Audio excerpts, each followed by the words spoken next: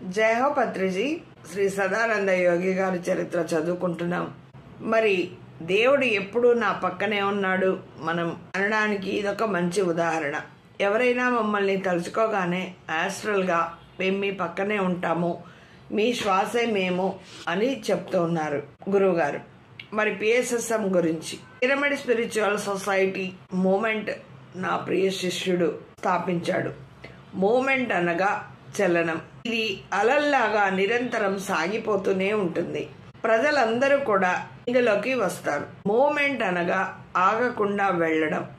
నా శిష్యుడు పరిశోధనలు చేసి పిరమిడ్లు కట్టించాలని స్వయంగా నిర్ణయం తీసుకున్నాడు. శ్రీ కాశిరెడ్డి నాయన గారు సహాయం చేశారు. పిఎస్ఎస్ఎంకి ఏదో ఒక లోగో ఉండాలి అన్నట్లు కాక, ధ్యానంలో ఎక్కడ ఎక్కువ శక్తి వస్తుంది అని సొంతంగా కర్నూల్లో ఉన్నప్పుడు ఒక చిన్న చెక్క పిరమిడ్ తయారు చేయించి ఎన్నో పరిశోధనలు చేశారు పత్రి.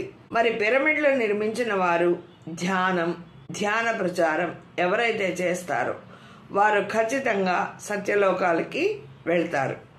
నా శిష్యుడు ఏది చెప్తే అదే జరుగుతుంది. పూర్వజన్మ సుకృతం ఉంటే గాని పిఎస్ఎస్ఎంలోకి రాలేరు. పిఎస్ఎస్ఎం అన్నిటికన్నా, అంటే మిగిలిన అన్ని ఆధ్యాత్మిక సంస్థల కన్నా ముందుకు వెళ్ళిపోతుంది. ఎప్పటికైనా అందరూ ఇందులోకి రావాల్సిన వాళ్లే. మరి పిఎస్ఎస్ఎం మహిళల గురించి ఏమంటున్నారు?